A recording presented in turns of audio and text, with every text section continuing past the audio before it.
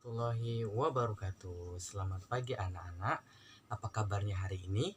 Ya, semoga kita semua tetap sehat ya dan tetap menerapkan protokol kesehatan karena sampai sekarang kita masih berada di zona merah ya, dan kita sekarang masih dalam masa pandemi.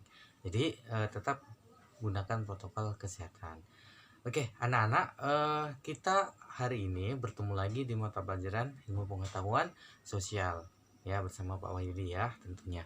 Oke, anak-anak, sebelum belajar ada baiknya kita membaca doa terlebih dahulu ya, agar apa yang kita pelajari, apa yang kita petik di pelajaran hari ini menjadi ilmu yang bermanfaat bagi kita semua. Oke anak-anak, sekarang kita berdoa menurut agama atau kepercayaan masing-masing. Berdoa di dalam hati, mulai.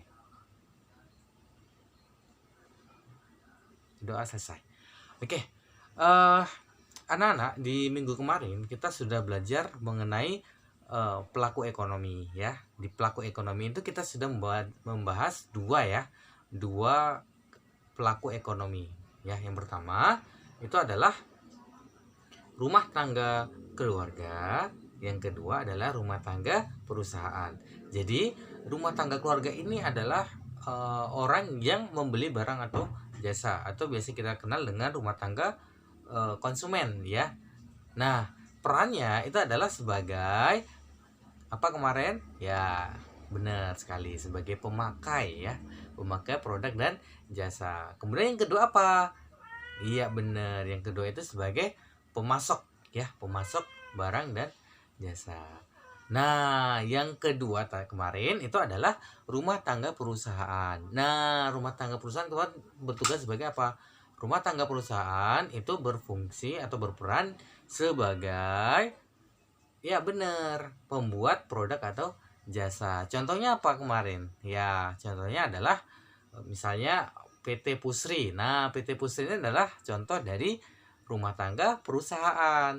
Ya, apalagi contohnya? Ya, contohnya misalnya Indomaret. Nah, Indomaret itu juga rumah tangga perusahaan. Kemudian apa lagi? Oh, ternyata ada Gojek. Nah, Gojek itu juga termasuk rumah tangga perusahaan. Nah, jadi banyak sekali ya. Pokoknya kalau misalnya rumah tangga perusahaan itu fungsinya adalah untuk membuat produk atau jasa. Nah, kalau kemarin kita sudah bahas rumah tangga keluarga dan rumah tangga perusahaan, hari ini kita akan bahas dua lagi ya. Yang pertama yang akan kita bahas adalah rumah tangga pemerintahan dan rumah tangga luar negeri. Oke, silakan disimak materinya. Nah, sebelum kita masuk ke pembelajaran, silakan dibuka dulu bukunya di halaman 152 ya. Di halaman 152. Oke, sudah dibuka? Oke, bagus. Sekarang kita lanjutkan. Nah, rumah tangga pemerintahan itu memiliki tiga peran penting di dalam perekonomian. Nah, apa saja peran pentingnya? Yang pertama itu adalah sebagai regulator, ya, sebagai regulator. Yang kedua itu sebagai produsen, ya, sebagai produsen nih. Yang ketiga itu sebagai konsumen, ya. Jadi ada tiga. Apa tadi? Regulator, produsen, dan konsumen. Oke. Nah, kita akan bahas satu persatu peran dari rumah tangga keluarga pemerintahan. Nah, rumah tangga pemerintahan sebagai regulator ini maksudnya adalah pemerintah itu mengatur perekonomian dalam suatu negara. Contohnya apa? Di Indonesia, ya. Nah, contoh regulasinya apa? Misal berkaitan dengan kredit, ya, kredit. Tahu kredit ya? Atau pinjaman ya, pinjaman. Atau misalnya juga mengatur tentang bantuan, ya, mengatur tentang pajak ya yang diterapkan kepada perusahaan. Nah, itu yang ngatur siapa? Yang ngatur adalah rumah tangga pemerintahan. Jadi regulasi ya, pemerintahan itu membuat regulasi atau aturan yang berkenaan dengan pembelian barang ya, pembelian barang maupun jasa yang diterapkan oleh konsumen maupun produsen ya. Atau maksudnya gini,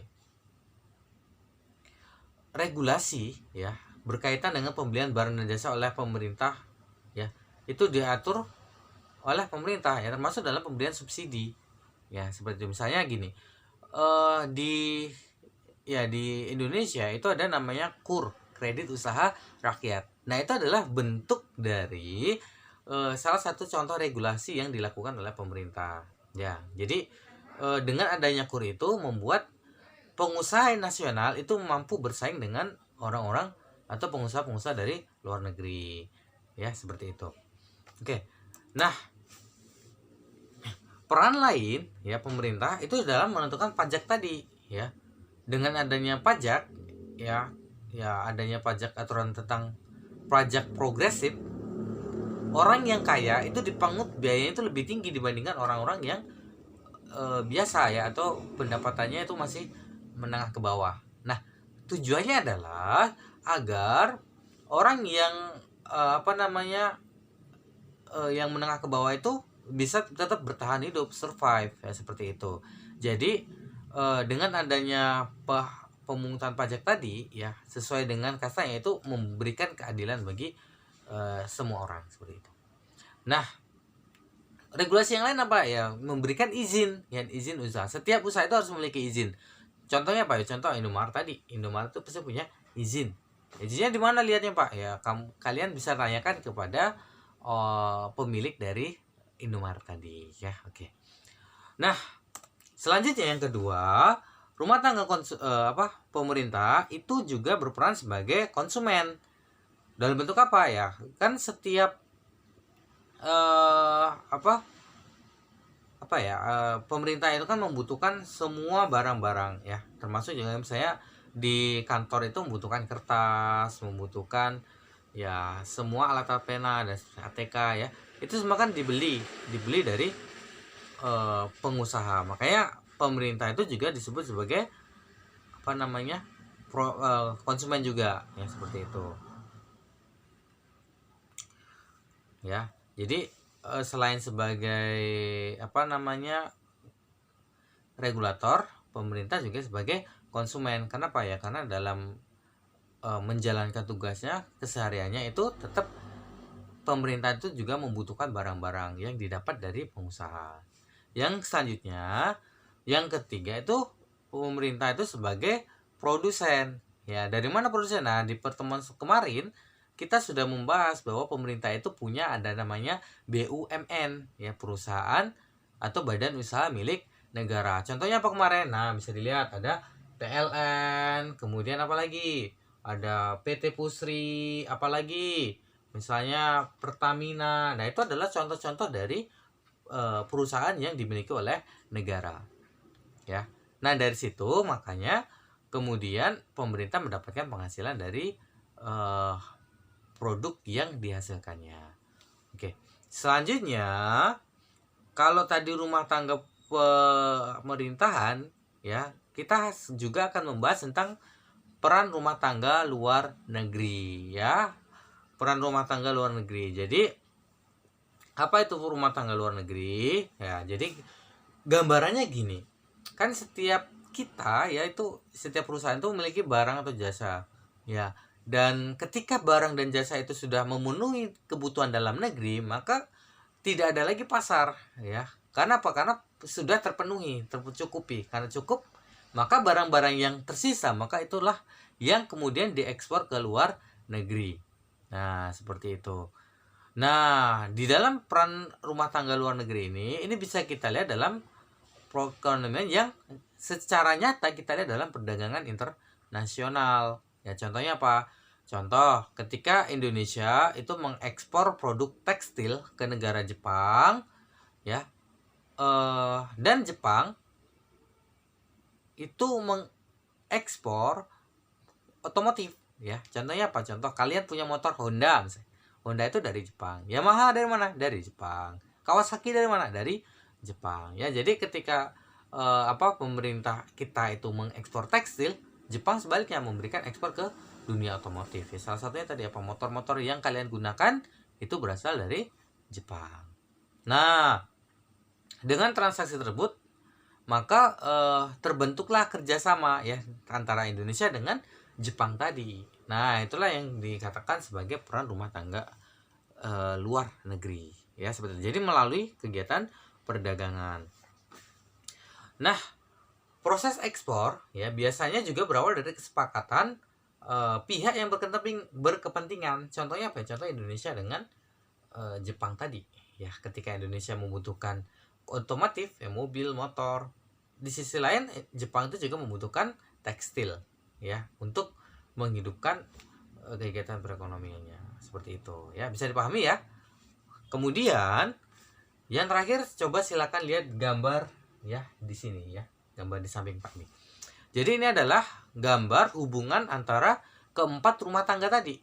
Ya, rumah tangga konsumen, rumah tangga pasar, kemudian rumah tangga pemerintahan dan luar negeri ya. Jadi di sini rumah tangga produsen itu membuat barang dan jasa, kemudian dibawa ke pasar barang. Nah, nantinya akan dibeli oleh rumah tangga konsumen. Itu kemarin sudah jelas ya, sudah jelas. Nah, hubungannya dengan pemerintah apa? Pemerintah memberikan subsidi kepada rumah tangga konsumen ya. Konsumen itu nantinya akan memberikan pajak kepada pemerintah. Jadi ada feedback ya.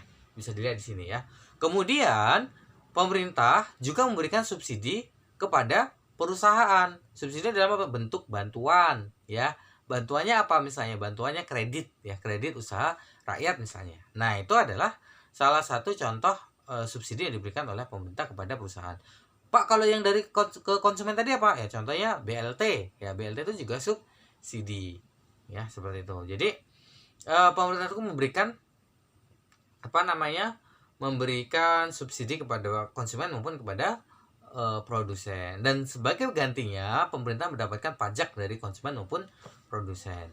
Nah, di pasar faktor produksi itu pemerintah itu melakukan belanja ya dalam bentuk apa ya, pegawai, karena setiap tahun kita membuka PNS ya, pegawai negeri sipil. Nah, itu salah satu bentuk dari feedback yang terjadi di pemerintahan dan rumah tangga konsumen ya, seperti itu. Kemudian di pasar barang itu pemerintah ya itu juga melakukan belanja dalam bentuk apa ya, belanja barang misalnya ya bisa kita ya ATK misalnya lah, katakanlah ATK. Nah, KTK itu juga didapat dari rumah tangga perusahaan. Nah, seperti itu. Jadi inilah hubungan yang terjadi di antara keempat rumah tangga yang sudah kita bahas di pertemuan hari ini dan pertemuan yang sebelumnya. Oke, anak-anak, sampai di sini ada yang mau ditanyakan? Ya, kalau ada yang mau ditanyakan boleh nanti silakan kirimkan pertanyaannya di WA group, dan untuk yang luring ya boleh langsung tanyakan ke Pak Wahyudi ya. Oke. Nah, hari ini Pak tidak akan memberikan tugas ya, tapi silakan nanti poin-poin yang sudah Pak jelaskan ini silakan dicatat di buku catatan kalian ya. Jadi ketika nanti kita ulangan itu kalian bisa membuka kembali catatannya, seperti itu ya. Oke, anak-anak, cukup pembelajaran kita hari ini. Jika ada yang masih kurang jelas berkenaan dengan materi, boleh langsung ditanyakan ya. Oke, seperti itu. Pak akhiri, wassalamualaikum warahmatullahi wabarakatuh.